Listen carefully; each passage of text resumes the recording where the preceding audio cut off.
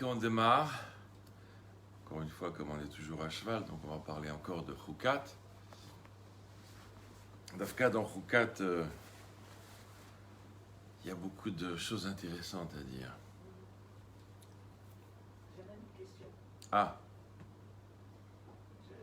Celui qui jette le truc de la... celui qui asperge, oui. asperge, pourquoi vous m'étonnez? Ah, pourquoi?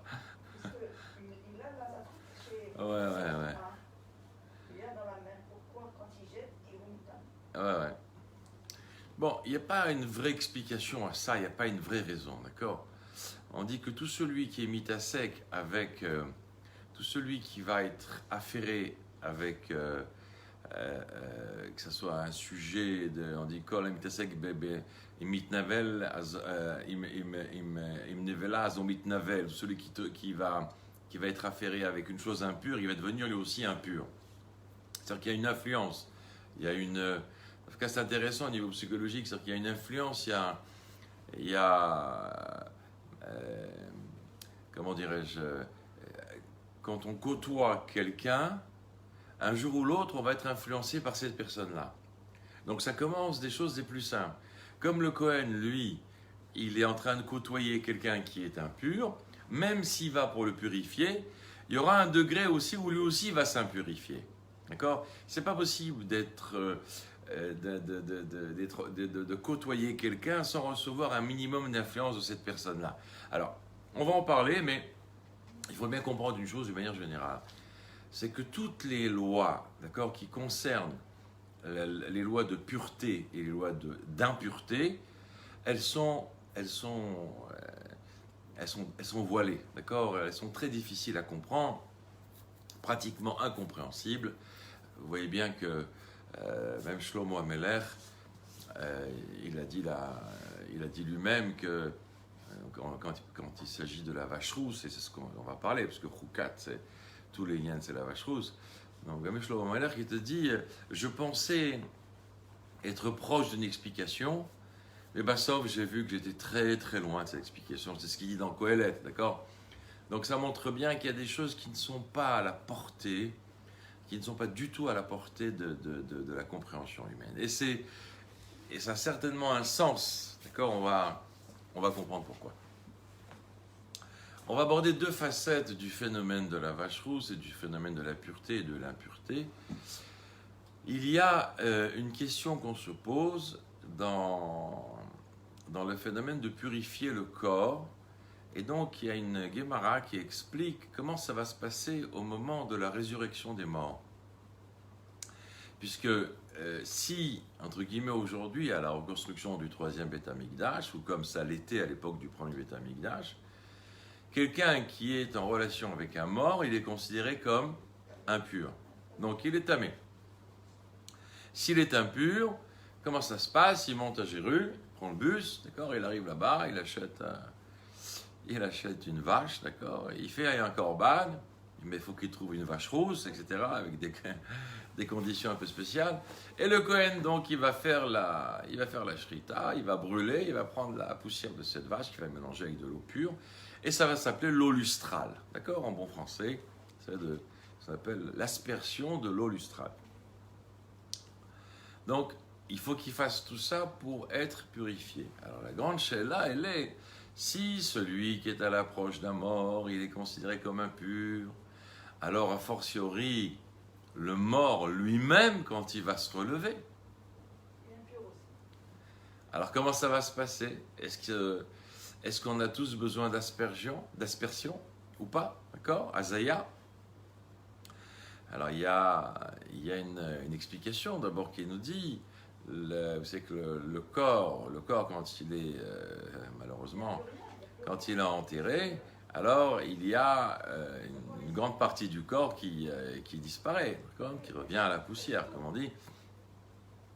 Donc la Sheila, elle est dans le cas de figure où il resterait une partie du corps.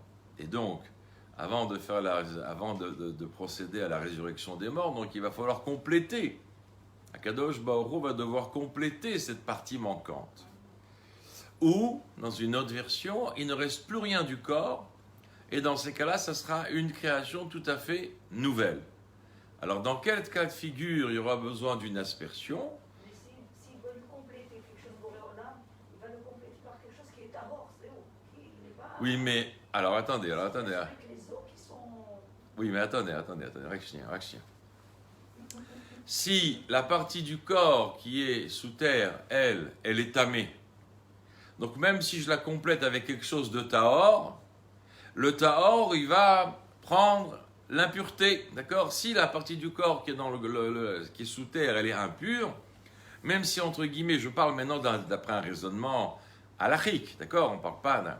Donc si Akadosh Baruch Hu, il complète ce corps, et même si cette partie qui va être complétée par Dieu, elle va être pure, mais du fait qu'elle va être au contact de la première partie du corps qui est sous terre, elle deviendra impure. Donc, quand ce corps va revivre, il va devoir être aspergé. Ça ne va pas être par l'eau lustrale de la vache rousse, d'accord? Mais ça va être ce qu'on appelle la rosée de résurrection, d'accord? Donc en réalité, ça sera obligé, ce corps devra passer par là, de par son impureté. Maintenant, dans le cas où il ne reste rien du corps, et donc il doit y avoir quand même résurrection. Donc, Akadosh Baruch Hu, en quelque sorte, il doit recomposer tout un corps. Donc, dans ces cas-là, on pose la question. Si il n'y reste rien du corps, et que le corps qui est recomposé par Dieu, lui, n'a jamais fauté, parce que pourquoi on a besoin d'être purifié? Parce que le corps qui a été mis sous terre, lui, il a fauté. Même s'il en reste une certaine partie, il a fauté. Donc, du fait qu'il a fauté, il a besoin d'être purifié. Mais si Akadosh Baruch Hu doit recomposer un corps en entier, donc dans ces cas-là, ce corps-là n'aurait pas fauté. Est-ce qu'il a besoin d'une aspersion? Est-ce qu'il a besoin de lui aussi est-ce qu'on doit lui mettre est-ce qu'il doit recevoir la rosée de résurrection? Connaissez cette notion de rosée de résurrection? C'est une notion, c'est tal de la tria, d'accord? C'est une rosée, mais cette rosée-là, on l'a déjà eue.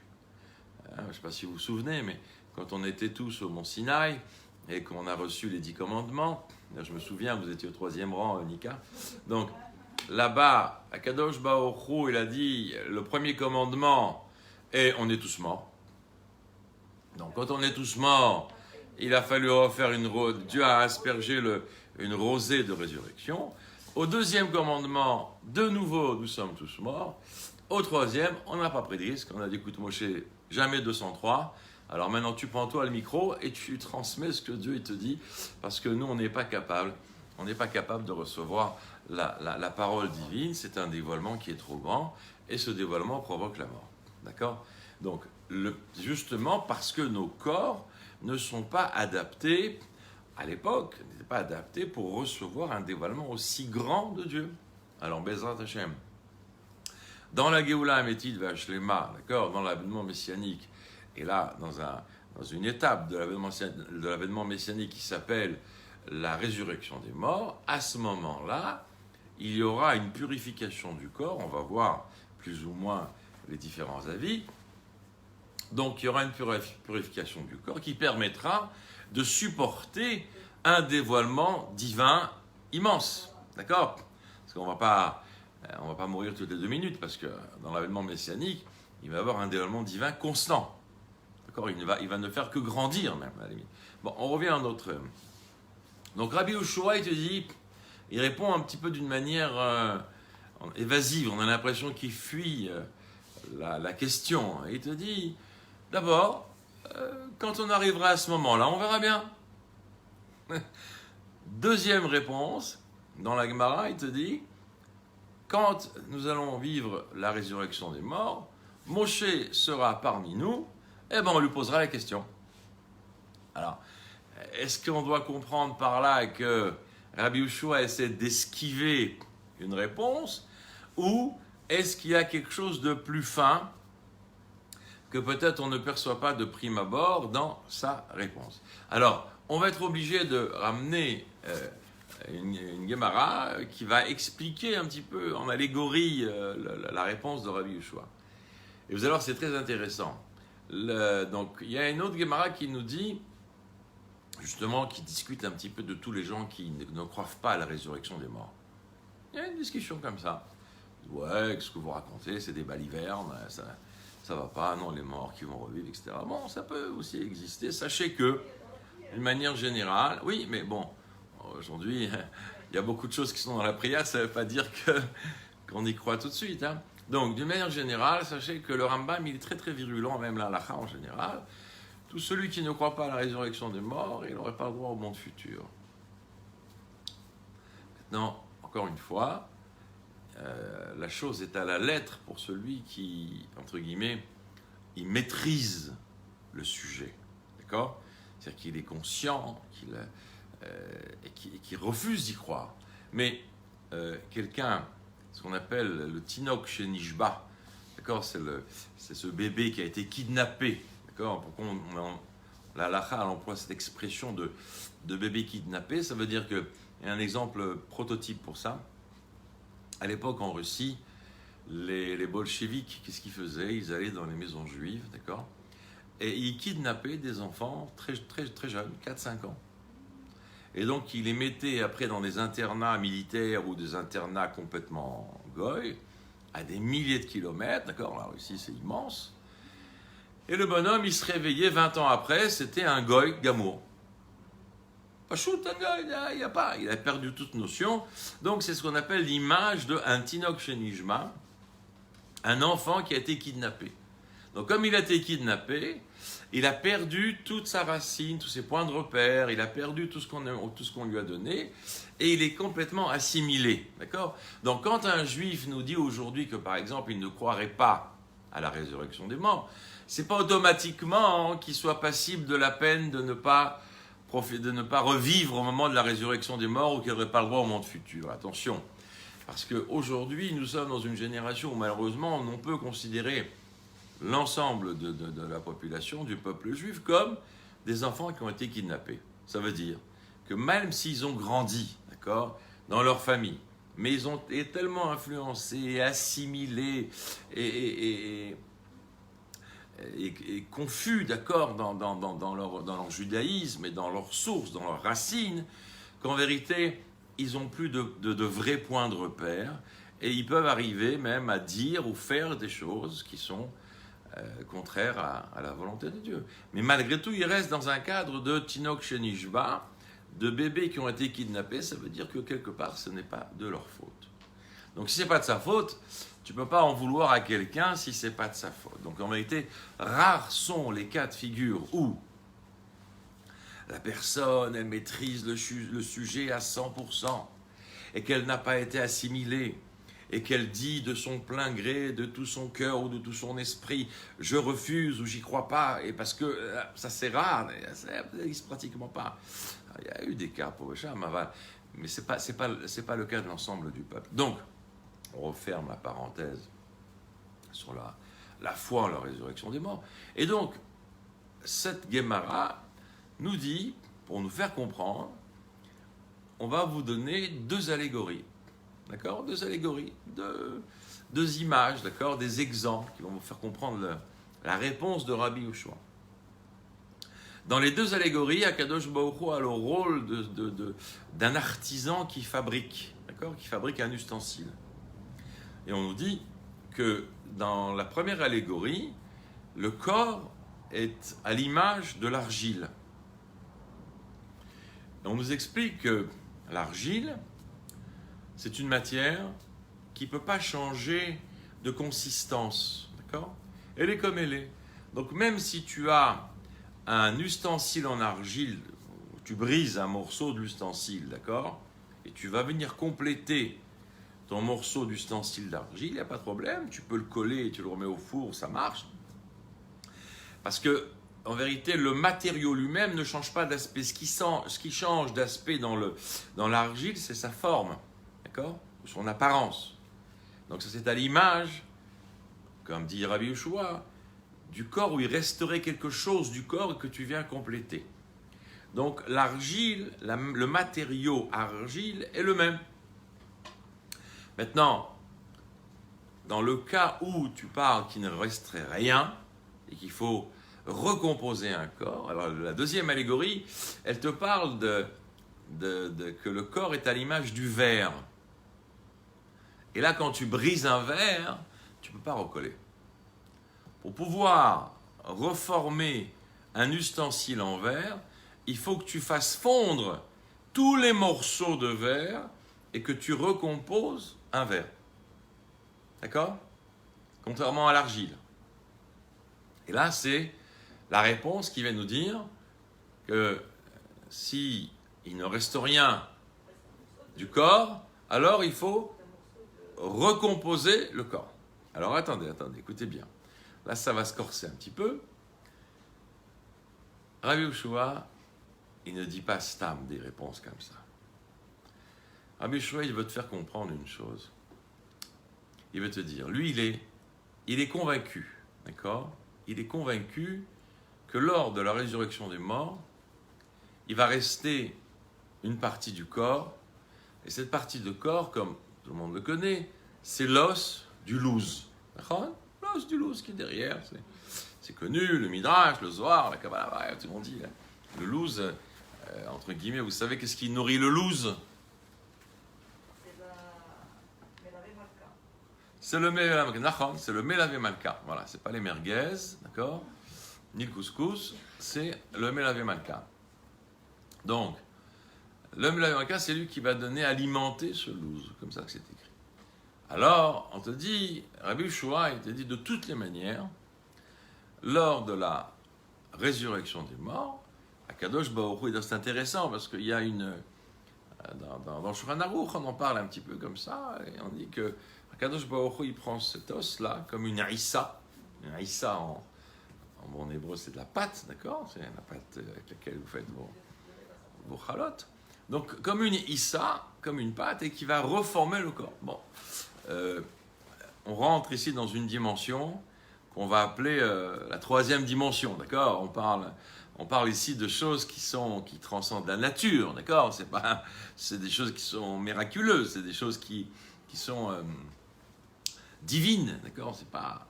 Donc, quelque part, même à la limite, si tu rentres dans ce monde-là de troisième dimension où tu peux recomposer un corps, et qu'est-ce que t'en as à faire maintenant s'il va être purifié, aspergé, pas aspergé? Tu rentres dans une formule où là-bas c'est déjà, je sais pas, c'est plus de la logique, d'accord? C'est plus des choses qui sont cartésiennes. Oui, shalom, bonjour madame. J'étais la première. Chazak. Alors, le lien il est comme ça. Donc si Rabbi Yehoshua, il est convaincu que, en vérité, tout le monde va passer par une résurrection des morts parce qu'on garde le louz. Alors, donc, il est clair que l'ensemble des morts, lorsqu'ils vont revivre, devront avoir l'aspersion de cette rosée de résurrection pour purifier le corps. Puisque le louz, entre guillemets, c'est ce qui reste du corps précédent qui a fauté. Mais seulement... Comment? Quoi? Le louz, ah non, il est impur. Il est impur.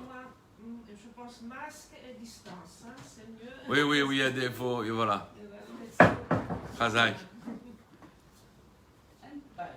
C'est mieux comme ça. Non, mais ça, moi, je vous conseille aussi de garder vos masques. Moi, je suis loin, je ne peux pas parler avec un masque, mais c'est plus... Enfin, il y en a qui disent que c'est mieux comme ça, voilà. Pour vous, hein. Donc, le louz, oui, il est impur. Bah oui, il fait partie d'un corps qui a fauté. Donc, oui, comme un corps, même si ce corps va être composé par Akadosh Baruch Hu, il devrait être purifié par la rosée. Alors, maintenant, il y a dans cette Gemara, et là c'est quelque chose d'extraordinaire qui nous concerne, vous allez voir, Rabbi Akiva, il nous dit les choses suivantes. Bon.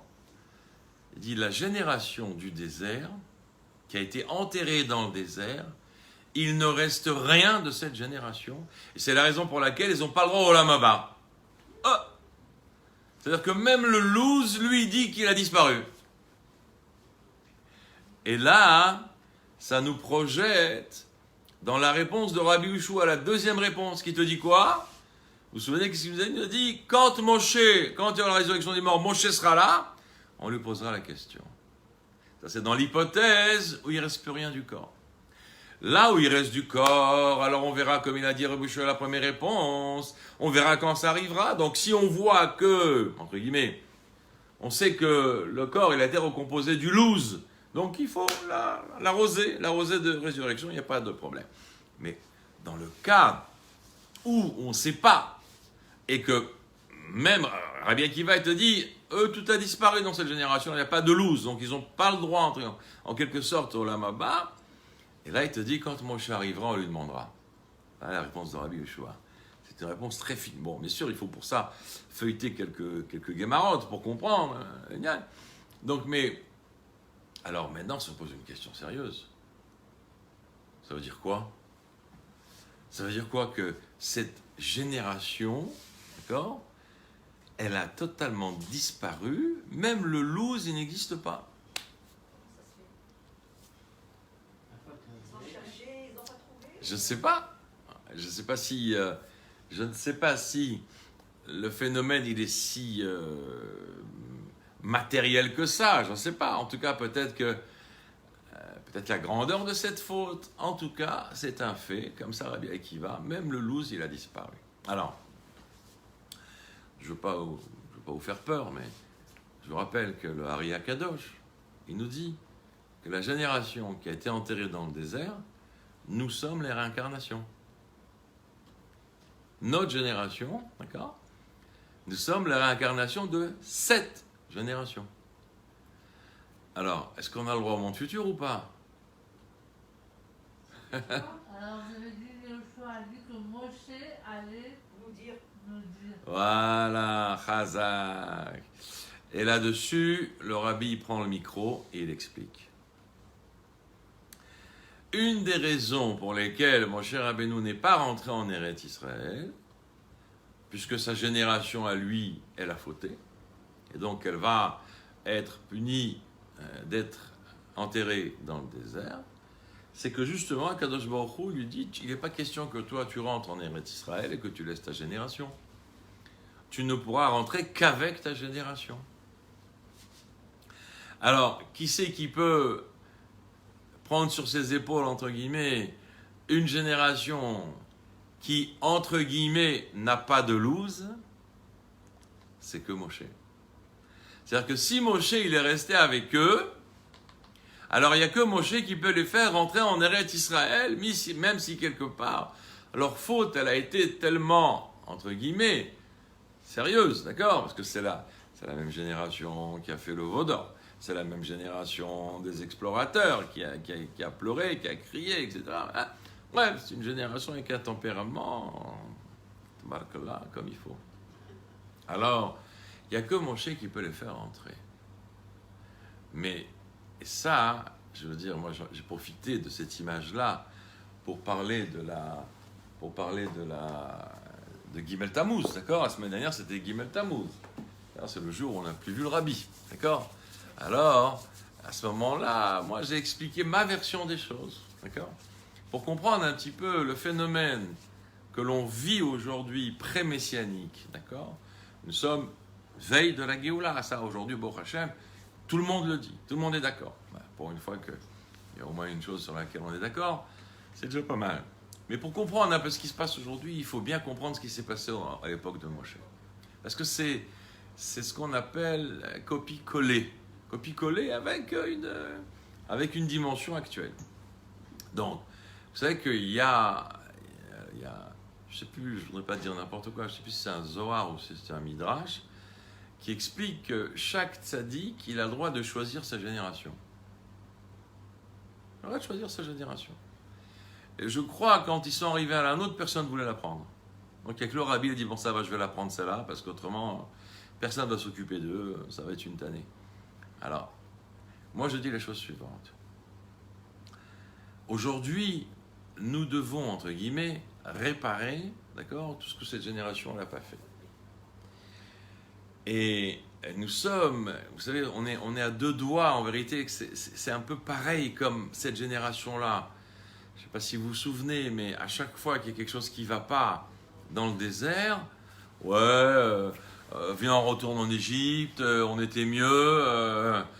Attends, mais tu as oublié que tu étais un vulgaire idolâtre, qu'il n'y a pas de différence entre toi et les Égyptiens qui sont là en train de se vautrer devant des statues, etc. faire de la sorcellerie, tu as oublié tout ça. L'esprit humain, la mémoire humaine, en tout cas quand elle est pleine d'émotions, dès qu'ils n'ont pas ce qu'ils veulent, on était mieux là-bas. Comment tu nous as fait sortir? Tu nous as fait sortir de là-bas pour qu'on meure dans le désert, etc., etc. Qu'est-ce qui se passe aujourd'hui? Là-bas, Moshe Rabbeinu, il a pris une génération, en vérité, qui n'était pas mûre pour être un peuple. Il a pris une génération qui n'était pas mûre dans son judaïsme. En vérité, cette génération, quand elle sort d'Égypte, elle ne fait que sortir géographiquement d'Égypte. À l'intérieur, elle n'est pas sortie d'Égypte. À l'intérieur, elle vit son Égypte. Elle vit encore l'influence égyptienne. Elle est complètement menottée, d'accord, par ce mental égyptien. Donc il a fallu 40 ans dans le désert, avec des conditions de travail exceptionnelles, d'accord? Rappelez-vous, et je l'explique à chaque fois tous les ans, donc ne croyez pas que je suis sénile, que quand ils ont eu les plaies en Égypte, d'accord, c'était pas un effet spécial de Spielberg. Tu aurais pu dire, attends, il y a tellement de juifs en Égypte qui souffrent, on va leur envoyer une centaine de Lubavitch, ils vont les rendre fous, ils vont vouloir faire tchouva. Mais ça ne suffit pas. Tu as un stade où tu as 49 degrés d'impureté. Pour faire réveiller quelqu'un qui est trempé dans 49 degrés d'impureté, il faut un choc électrique, d'accord? Exactement le même choc électrique quand, chas v'shalom, quelqu'un est dans un état de semi ou de coma en complet, tu lui mets un choc électrique. À ce moment-là, il y a un éveil. Et je voyais bien que même la première, la deuxième, troisième plaie, on nous dit que même les Égyptiens savaient le faire, donc ils n'étaient pas très impressionnés. Mais c'est quand on est passé aux 7 autres que là, le Ham Israël a commencé à ouvrir les yeux. En vérité, on sort le Ham Israël avec une grue qui s'appelle les miracles, avec une grue qui s'appelle des décharges électriques. Et quand ils vont sortir géographiquement d'Égypte, d'accord, vous vous souvenez, la première chose qu'on a trouvé la plus intelligente à faire, c'est de faire un veau d'or. Donc, et après, il va falloir 40 ans pour les éduquer, 40 ans pour leur donner un cerveau, une chorma, d'accord, pour les attacher à Dieu. Et encore, la Torah, elle te dit, Altamin be'atzmecha, n'aie pas foi en toi jusqu'au jour de ta mort. Ça veut dire quoi? Ça veut dire qu'un bonhomme, en 2 minutes, il peut complètement tourner au vinaigre. Donc, qu'est-ce qui se passe au lendemain de la Deuxième Guerre mondiale? Le Ham Israël dans son ensemble, il est complètement brisé. Le seul qui va relever le défi, c'est le rabbi. Il va commencer à travailler avec le rabbi précédent et le rabbi actuel. Bien sûr, après vont se joindre à lui tous les tzadikim. C'est pas pour dire que celui-là est le plus grand, celui-là qui est le plus petit. C'est lui qui va avoir affaire, on va dire, directement à toute une génération qui vient de vivre la Deuxième Guerre mondiale. Les gens... Moshe Rabbeinu, la Deuxième Guerre... Alors, donc, si vous voulez appeler le rabbi Moshe, je veux bien, mais Moshe Rabbeinu, à la Deuxième Guerre mondiale... Vous avez dit c'est lui qui va nous dire tout. Oui, mais on parle de... J'ai pas compris, de dire quoi, tout? Quand il y aura la révolution. Alors attendez, on n'est pas encore à la résurrection des morts. Là, on parle l'équivalence des Moshe. D'accord? Par rapport à... Alors, on va comprendre, par rapport à ce qui s'est passé là-bas, comment ça va se passer maintenant. D'accord? C'est pas pour rien. Je veux dire par là que le rabbi, au lendemain de la Deuxième Guerre mondiale, il parle de judaïsme, mais il faut être fou. D'accord? Qui c'est qui parle de judaïsme au lendemain de la guerre? Les gens, ils sont en révolte totale, ils sont brisés, ils sont... l'assimilation la plus forte. D'accord? Et qu'est-ce qui reste? Il ne reste pas grand-chose. Donc, lui, il va reprendre cette génération, à l'image de la génération qui sort d'Égypte. Il faut la construire de nouveau. Il faut en faire un peuple. Au lendemain de la guerre, il faut faire un peuple, il faut reconstruire le Ham Israël. Le Ham Israël, il est complètement détruit. Il ne faut pas rêver. Et à ce moment-là, va commencer un travail énorme. Et regardez, comme je donnais l'exemple qu'à l'époque, dans le désert, quand ils n'avaient pas ce qu'ils voulaient, ils étaient prêts à retourner dans l'idolâtrie. Vous connaissez le phénomène des gens quand ils commencent à faire leurs 3 premiers pas dans le judaïsme et quand ça ne marche pas comme ils veulent, hop, on fait marche arrière. C'est exactement pareil. C'est pareil, c'est retourner au monde de l'idolâtrie, d'accord? C'est quand tu quittes les paramètres qui t'attachent avec Dieu, tu retournes dans les paramètres de l'idolâtrie du monde. Et en vérité, ça se passe comme ça. Vous voyez bien que les gens, ils peuvent avoir un éveil de spirituel par rapport à tel ou tel événement, mais il suffit qu'il se projette une difficulté, une épreuve, un événement qu'on ne comprend pas. Mais c'est pas possible, donc c'est pas vrai, donc c'est du cinéma tout ça, c'est pas possible que Dieu laisse faire une chose pareille, parce que dans son entendement, et hop, donc on recule. On a la même chose. Et regardez bien, là-bas comme ici, la seule chose qui peut sauver, en vérité, le Ham Israël, c'est que Moshe Rabbeinu, il est zan ou mefarnes et taemuna bepnimiyut. Il faut que Moshe Rabbeinu puisse implanter et alimenter l'aemuna de manière profonde. Profonde, d'accord? Tant qu'il n'y a pas de profondeur dans l'aemuna, ça ne tient pas. Tu peux, à la moindre difficulté, décider de retourner en Égypte. Pareil aujourd'hui. S'il n'y a pas une profondeur dans l'aemuna et que les choses sont faites peut-être dans un certain robotisme ou alors les choses sont faites comme une espèce d'investissement comme ça, j'investis parce que je sais que j'aurai des bénéfices, genre je fais une mitzvah, j'aurai la bracha, eh oui bien sûr Dieu va me donner l'abondance, la bracha, etc. Donc si ça ne marche pas tout de suite, je dis allez c'est du bidon, ça ne marche pas leur truc. On ne peut pas faire les choses de manière superficielle, et vous voyez bien que plus on avance dans le temps, et moins Dieu supporte le superficiel.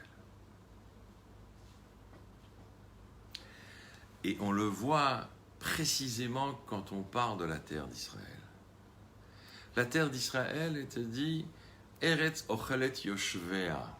C'est une terre qui avale ses habitants. Ça veut dire que c'est une terre qui ne supporte pas le superficiel. La vie sur la terre d'Israël, c'est pas une vie facile. Les événements que l'on vit sur cette terre, ce ne sont pas des événements faciles. Ce sont des événements qui nécessitent une certaine identification, un certain engagement, une certaine responsabilité. D'accord ? Moi, je trouve qu'Israël, elle purifie la personne avec ce qui lui arrive, tout ce qui lui arrive. Elle purifie, parce qu'on dit que il faut toutes les rabbonotes que la personne elle fait, tout ça. Alors elle purifie la personne. Alors ok, c'est sûr que quand on vit en Eretz Israël, la purification passe aussi par l'habitation en Eretz Israël. Si on ne continue pas dans cette purification, et comme vous dites, on recule, elle éjecte la personne il y a beaucoup qui sont venus habiter, qui ont fait la Aliyah, ils n'ont pas supporté, et ils sont repartis d'où ils sont venus. Ouais, c'est pas facile, bien sûr, c'est pas facile. Ça veut dire que c'est une... La Kedusha qui est en Eretz Israël, elle nécessite une certaine profondeur. Qu'est-ce que c'est qu'une profondeur ? Une profondeur, c'est la capacité de rester attaché à l'idée. D'accord ? Ça veut dire quoi ? Écoutez bien ce que je veux vous dire. Si moi, j'ai un sujet important, d'accord ? Dans ma vie, je pense que c'est un sujet important. Et quand je pense à ce sujet-là, je me rends compte que c'est vraiment, vraiment important. Mais au fil de ma réflexion sur ce sujet important, vont venir des dizaines d'informations étrangères, extérieures, qui vont m'obliger quelque part à minimiser l'importance du sujet à mes yeux. Alors j'ai ma femme qui me dit oui mais attends on a une urgence parce que mon père là, et mon fils il vient, et papa comment je suis à la fin de l'année, et papa et la voisine, donc je reçois tellement de demandes d'informations de bilboul que la chose à laquelle j'ai réfléchi et j'ai défini comme importante et quelque chose qui me concerne à moi, je vais malheureusement diminuer l'attachement que j'ai à cette chose. Donc en vérité, je vais petit à petit la minimiser. Je vais petit à petit la minimiser. Écoutez, restez concentrés. Je vais petit à petit la minimiser.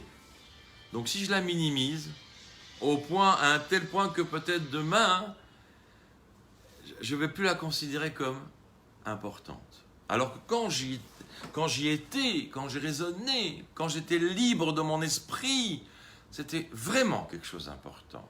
Mais j'ai tellement été ballotté par d'autres dizaines d'autres idées. On m'a tiré à droite, on m'a tiré à gauche, que j'ai minimisé. Donc, qu'est-ce que c'est que la profondeur? La profondeur, c'est d'avoir une force intérieure qui est composée aussi avec la Emouna, c'est sûr, mais qui ne me lâche pas, je ne lâche pas les choses desquelles j'ai défini que ça, c'est profond, ça, c'est moi, ça me touche, ça, c'est ma vie. Vous voyez bien, je vais vous donner d'autres exemples. Attends, Brigitte, je vais vous donner d'autres exemples. Vous savez, il y a beaucoup de gens qui disent, oui, moi, j'ai sacrifié ma vie pour mes enfants, pour mon mari, pour X, Y, Z, d'accord?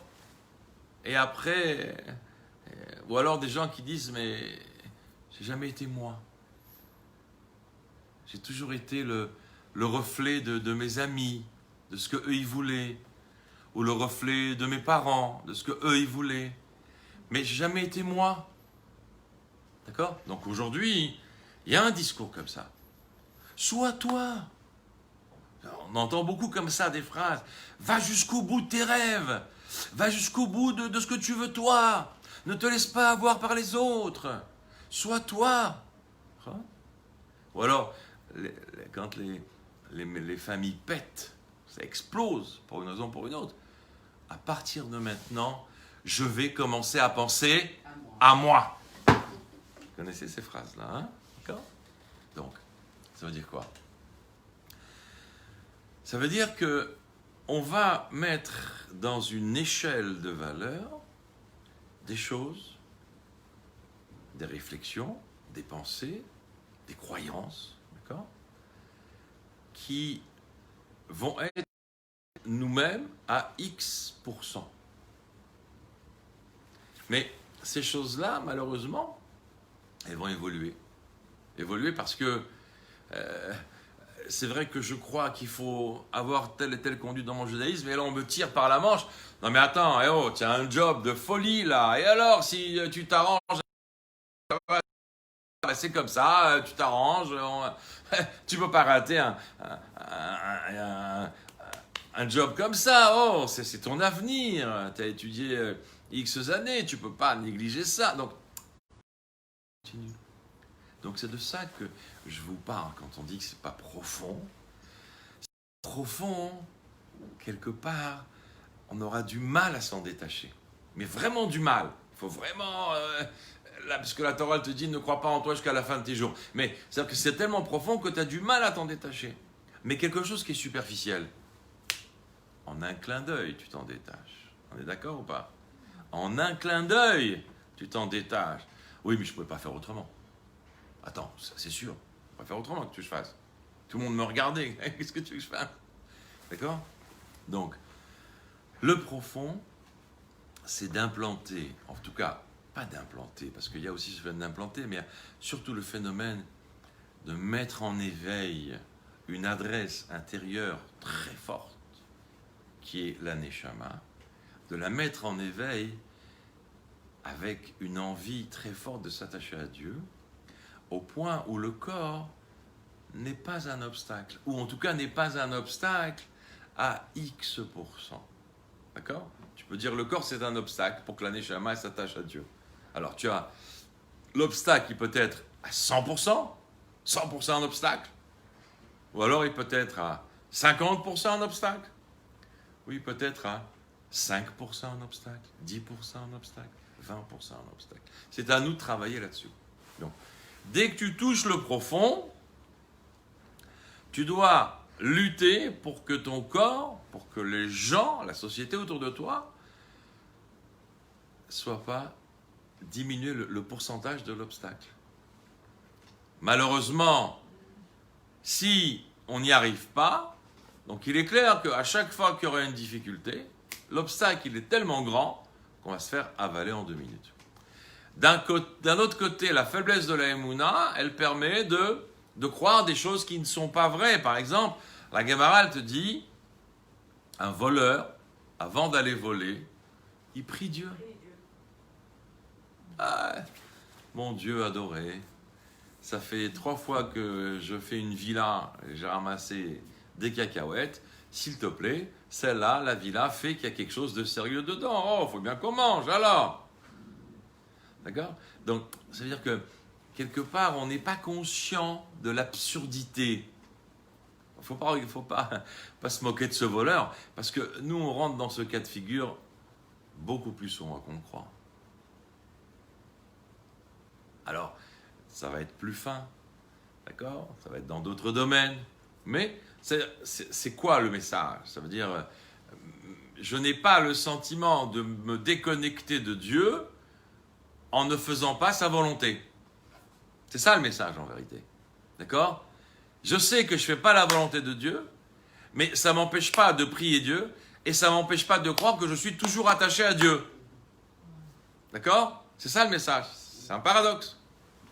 Donc, le Moshe de la génération, d'accord, par rapport au Moshe qu'on a connu en Égypte, donc en réalité on vit la même chose. Et Kol Hazman, il faut faire des interventions divines pour montrer au peuple que c'est Dieu qui dirige le monde. Donc un tzaddik, c'est quoi? Un tzaddik qui t'ouvre les yeux et te dit, mais regarde, ça c'est la main de Dieu, et voilà encore là la main de Dieu, et voilà encore là la main de Dieu. Donc tu vois bien que c'est pas la peine de croire que le monde il a été arrêté d'être dirigé par Dieu parce que tu as des difficultés. Ça continue. Donc nous sommes pareils à l'avènement messianique. Regardez, lorsque Moshe il monte sur le mont Sinaï et que là va se faire le veau d'or, vous savez quel a été le cran qui a déclenché tout le phénomène du veau d'or? Le cran qui a déclenché le phénomène du veau d'or, et Rachid nous le dit dans la paracha, c'est que le Satan, il a montré Moshe mort en bas du mont Sinaï. Alors là, ils ont dit, c'est fini, il n'y a rien à faire.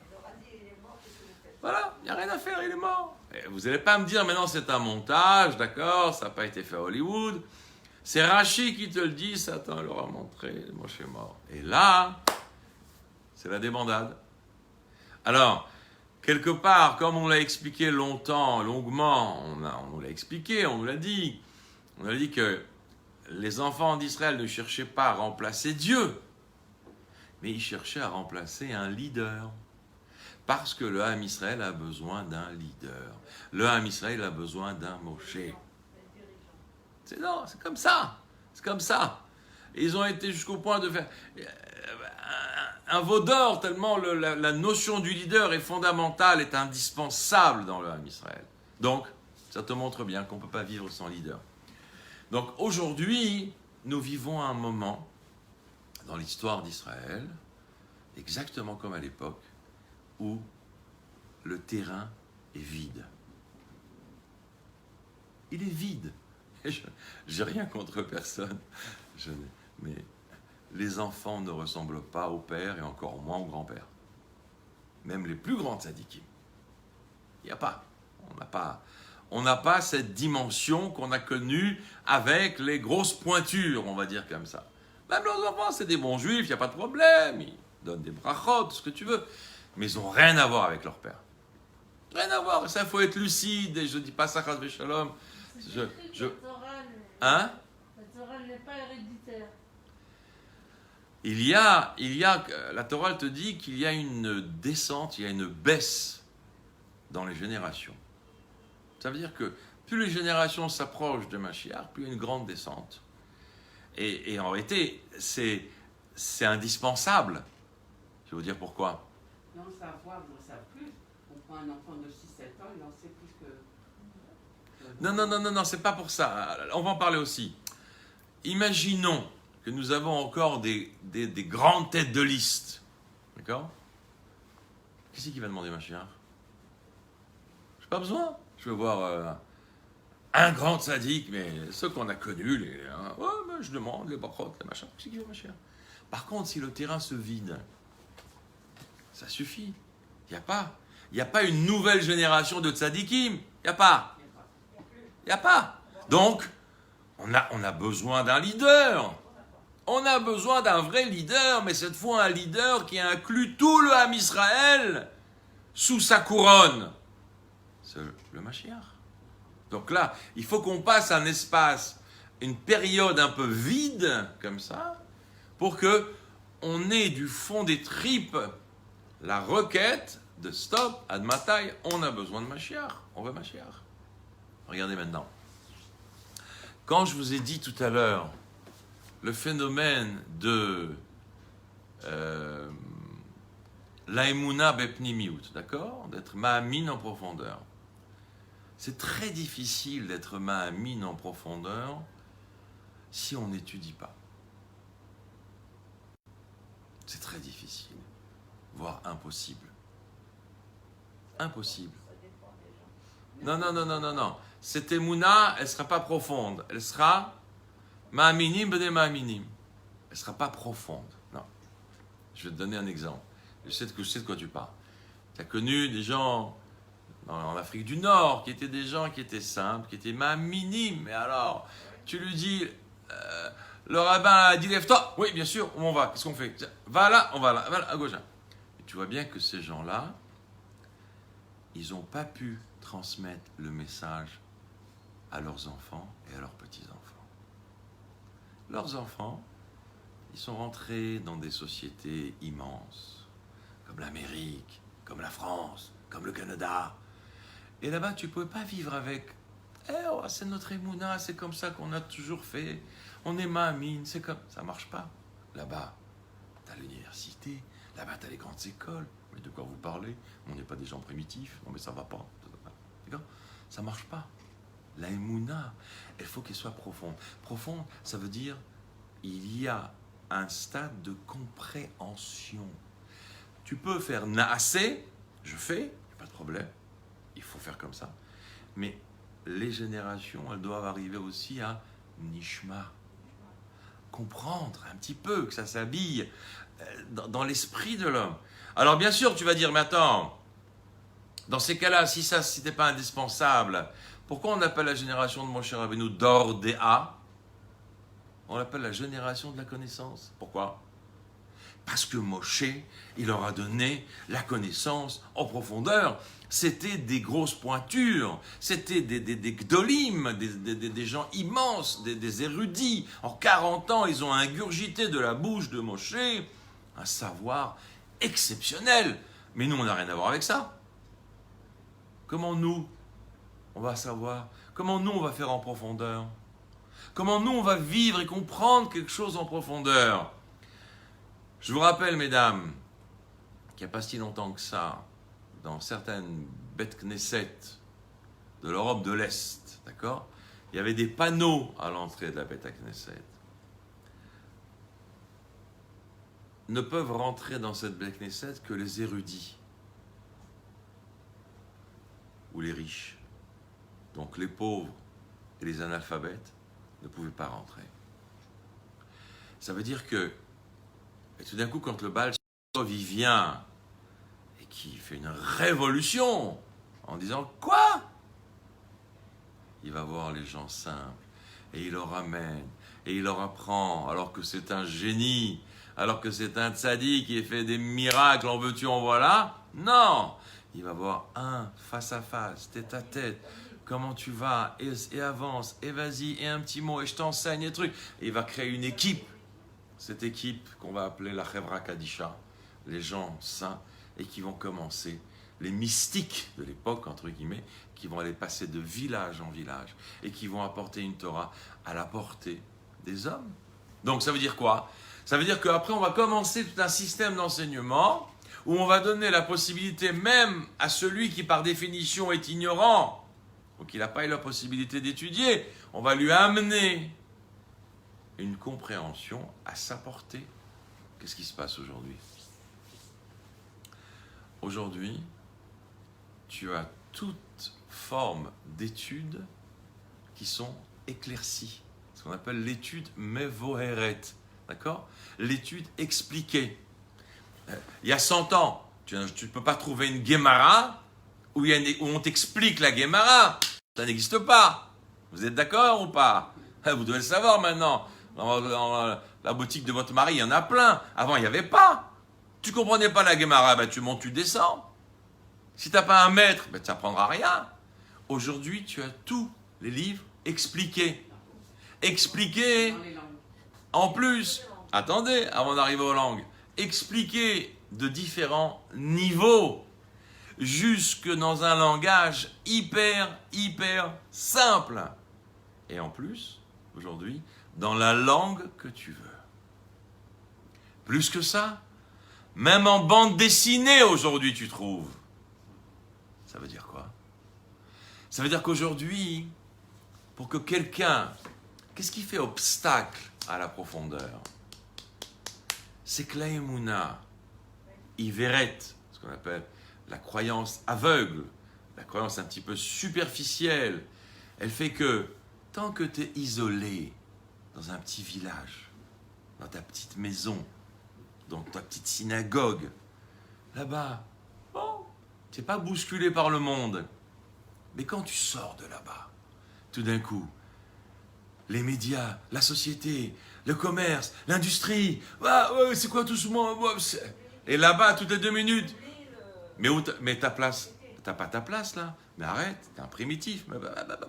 Si t'as pas les outils pour répondre à tout ça, t'as pas les outils pour continuer ta émouna en profondeur, tu te fais avaler.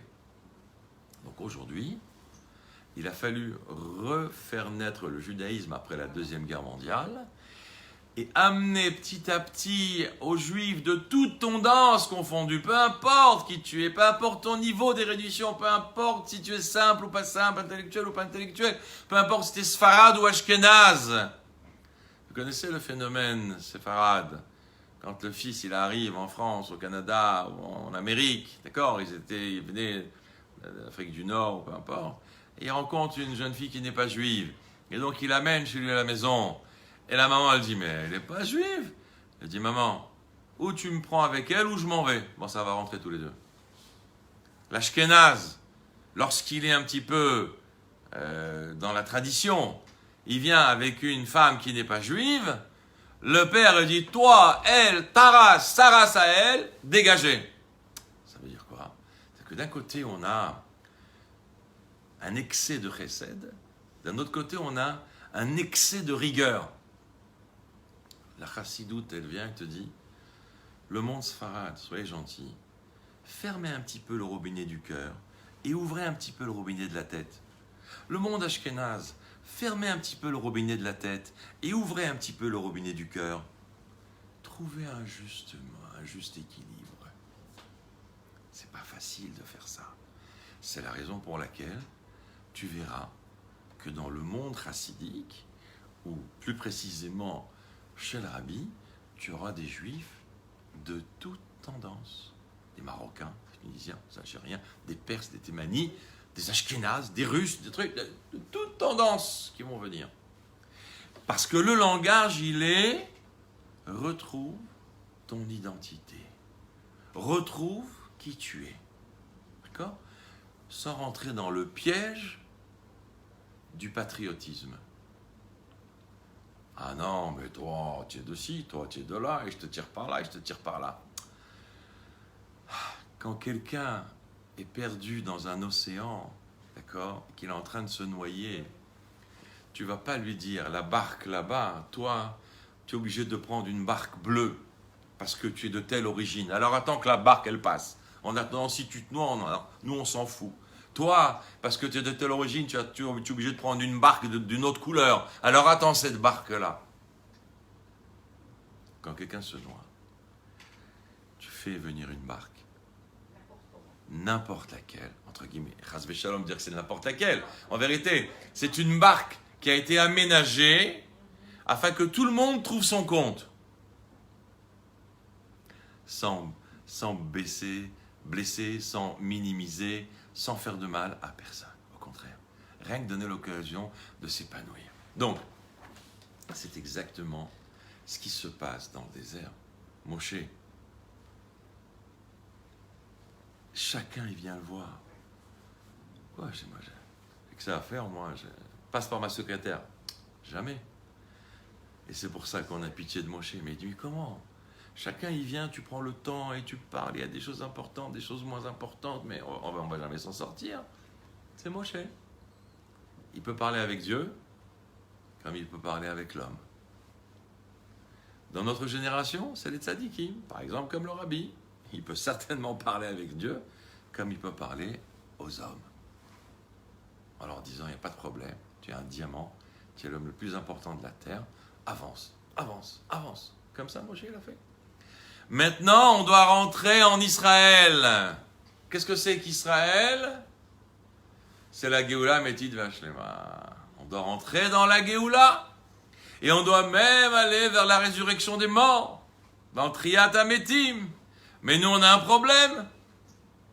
On n'a pas de loose. Comment on fait ? Alors là, Moshe, il dit, Alaï, c'est moi qui vous prends sur mes épaules. Cette dernière génération, veille de la Géoula, c'est moi qui la prends. Comme Moshe, il a dit, je ne rentrerai pas, entre guillemets, en Israël, sans ma génération. Donc, cette génération-là, on a aussi un Moshe qui nous dit, c'est moi qui vous prends, c'est moi qui vous ferai rentrer. Même si vous n'avez pas de loose, entre guillemets. Ça veut dire quoi ? Ça veut dire que tout le travail qu'aujourd'hui on fait, c'est un travail qui nous paraît immense, mais quelque part, si on est lucide, c'est tout petit par rapport à ce que les autres ont fait. Mais il n'empêche qu'il y a une règle. Et on aura droit au Lamaba ? Oui, on aura le droit au Lamaba, t'inquiète pas, on t'arrangera une place sympathique. Mais bon, je vais te dire, il y a nos sages à nous, nos maîtres à nous, ils nous ont dit, tellement que tout ça, ce phénomène, ce phénomène de Olam Haba, de Gan Eden, de Baba, on a l'impression que tu...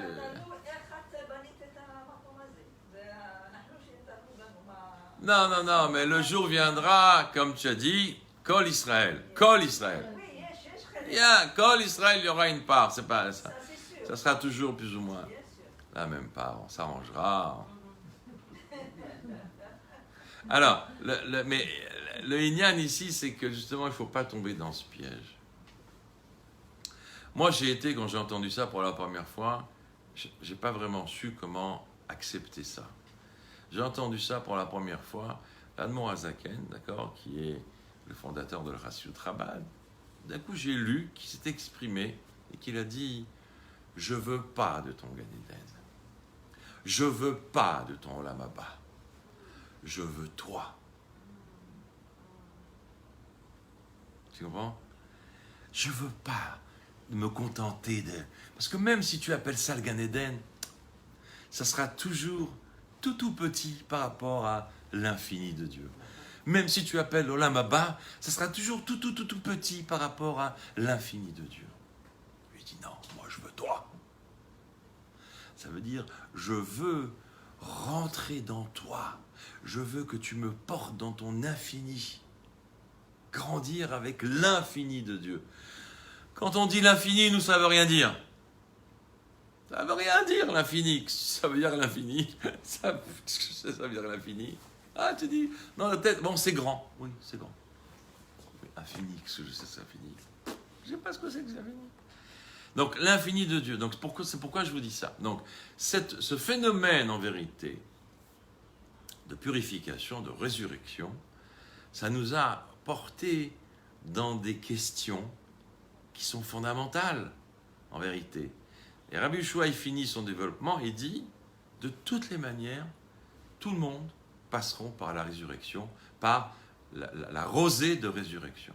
Ceux qui ont un loose et ceux qui n'ont pas de loose. L'homme échané, tout le monde sera purifié par la rosée de la résurrection.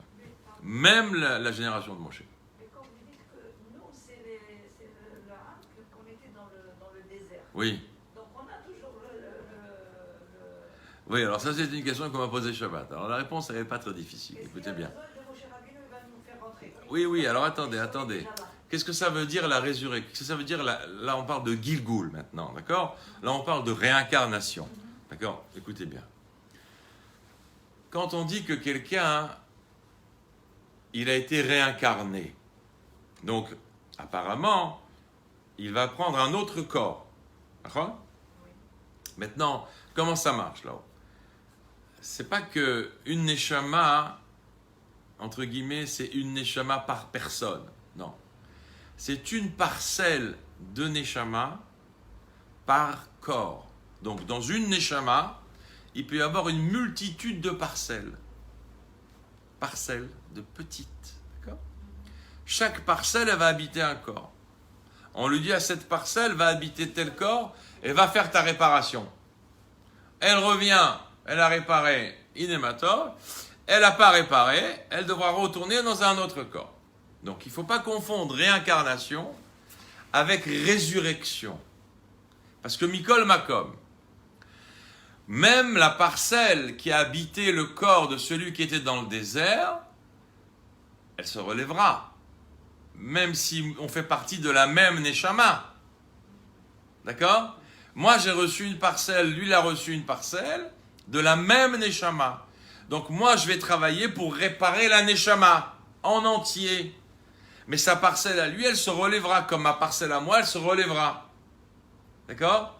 Donc, parce qu'autrement, si tu dis que c'est toujours, entre guillemets, les mêmes Neshamot, donc, c'est pas la peine de faire relever tout le monde. On va faire que, on va dire, les derniers, ils ont qu'à se relever. Mais ça marche pas comme ça. Dans une Neshama, il y a énormément de parcelles. C'est pour ça que quand on dit, quand on s'entend bien avec son mari, c'est qu'on a trouvé une âme, voilà, une âme sœur. Pourquoi on dit une âme sœur? D'accord? Ça veut dire que c'est deux parcelles de la même neshama. Donc elles ont plus de facilité à s'entendre, entre guillemets. D'accord? Même si elles ne s'entendent pas, des fois ça peut compléter. Mais donc il y a les parcelles, d'accord, qui vont. Et donc chaque corps va revivre parce qu'il a une parcelle différente de l'autre. Même s'ils sont de la même neshama. Ok? Donc, on n'aura pas ce problème-là. Donc là, on parle de réincarnation, mais moi je parle de résurrection. La résurrection, même si cette génération, elle n'a pas de loose, elle se relèvera, parce que nous, justement, on est en train de travailler, entre guillemets, pour réparer tout le phénomène, d'accord, de les fautes qui ont été entraînées dans le désert par cette génération. Et apparemment, le mérite de notre génération, qui est la réincarnation, permettra, avec Moshe à la tête, de pouvoir faire revivre cette génération, même si elle n'a pas de loose. C'est vrai ce que vous dites. Ah, c'est gentil. Il y a quelques années, vers l'âge de 17-18 ans, j'ai voyagé, je suis venue en voyage avec mon père pour Israël. Et j'ai vu un endroit, et j'ai dit cet endroit j'ai déjà vu. J'ai l'impression que j'ai déjà vécu cette chose-là. Oui, ça arrive, ça, ouais. Je dis ces choses-là, je la revis. Nachon, c'est une mémoire inconsciente des choses, oui, bien sûr, ça arrive, ouais. Ça arrive souvent. Moi, la première fois quand je suis arrivé au 770 chez le Rabbi, j'avais le sentiment de connaître cette atmosphère, c'était pas étranger. Alors, je pourrais pas dire que j'ai revécu les mêmes images, mais je sentais que j'étais pas dans un élément étranger, comme si j'avais été déjà là, ou j'avais déjà connu cette atmosphère-là. C'est des choses qui sont dans le subconscient, et c'est peut-être aussi par rapport à, bon, je sais pas, une chose. Hein? Des fois, vous voyez des personnes, oui, mais je t'ai déjà vu, je sais pas où, je me rappelle pas où je t'ai vu. Ouais. Bon, ça c'est déjà peut-être des images qu'on a oubliées avec le temps, et que ça peut revenir. Mais de revivre la même action, ou de revivre le même mouvement, ou dans un cadre bien précis, ça peut peut-être trouver une source plus lointaine. D'accord? Ça peut exister, c'est comme ça. Voilà. Donc, en tout cas, moi j'ai trouvé ça extraordinaire, tout ce phénomène de purification. Ça veut dire qu'en fin de compte, il n'y aura personne qui va être écarté et qu'on va pouvoir purifier l'ensemble du monde, d'accord? Même ceux qui n'ont pas le loose, parce que justement, la bonté divine, mais dans tout ce phénomène où il faut réparer, où il faut agir, où il faut travailler, où il faut approfondir les choses, ça se répète entre guillemets jusqu'à aujourd'hui. Et aujourd'hui, on peut être convaincu que personne ne restera en exil et qu'il y aura la résurrection des morts pour tout le monde, d'accord? Pour tout le monde, sans aucune exception, parce que personne ne rentre dans le cas de figure, comme je l'ai expliqué tout à l'heure, d'un fauteur en son âme et conscience. Même la faute, c'est un mouvement où la personne rentre dans un tourbillon de folie, d'accord?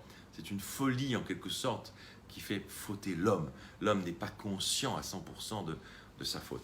Donc, on peut être rassuré, Bezrat Hashem, on aura tous droit à la résurrection des morts et on aura tous droit à la Géoula, à Métit. Tout le monde sera mort. Hein? La résurrection, il faut que tout le monde. Il y aura plus de Alors, la question, elle est intéressante, mais ça nécessite un autre cours. Je vais dire ça très rapidement. Imaginons, d'accord, que tout de suite, parce que ça peut arriver aussi, tout de suite, on a le dévoilement de Mashiach, et que tout de suite, on a la résurrection des morts, d'accord? Donc, comment on fait, nous qui sommes vivants, au moment, d'accord? Alors, le Rabbi, il a expliqué, comme c'est écrit dans les livres, il y aura une espèce d'évanouissement et de revie immédiate. Parce qu'il faut passer quand même par un phénomène de mort qui purifie, entre guillemets, pour se faire repurifier et se relever et retourner et avancer dans la Géoula. Alors ça peut se passer comme ça aussi. Ça sera un bon chiot si on a. Oui, c'est intéressant. Mais je vous dis, les sujets de Géoula et Mashiach, ils sont très très intéressants parce que quand on ramène plusieurs avis, etc., bon, ce qu'il faut c'est vivre avec, ce qu'il faut c'est la demander, ce qu'il faut c'est avancer avec. Parce qu'on voit au jour d'aujourd'hui. Ouais, aujourd'hui c'est C'est catastrophique. une guerre mondiale. C'est une guerre mondiale. Ce qui se passe avec la corona, c'est une guerre mondiale. Parce qu'on nous avait dit qu'il y aura le Mashiach pour faire la guerre. Il y aura le Mashiach. Mais on ne voit pas le Mashiach. Non, le Mashiach ne va pas faire la guerre, c'est pas vrai. Le Rabbi a été clair, il n'y a pas de Gog ou Magog, c'est pas vrai. Le Rabbi a été clair, on a été quitte de Gog ou Magog par la Shoah. Arrêtez avec ça. J'ai déjà envoyé le film traduit à plusieurs rabbinim qui parlaient de ça. Je leur ai montré ce que le Rabbi a dit. Ils ont dit, ah, ok, on ne savait pas. Il n'y a pas, c'est fini. Mais ce qui se passe aujourd'hui, c'est que Akadosh Baruch Hu, il veut voir, il veut sentir que c'est sincère en nous et que vraiment on demande Mashiach. C'est fini. Aujourd'hui, on ne tolère pas le superficiel. On veut du profond, on veut du émet, on veut du sincère. C'est comme ça. Donc, malheureusement, toutes ces pressions, c'est pour faire naître en nous une demande vraie, une demande sincère, une demande très forte, qu'on veut vraiment, Mashiach Maspik. Ad Matai. Ok? Allez, Shavuot Tov.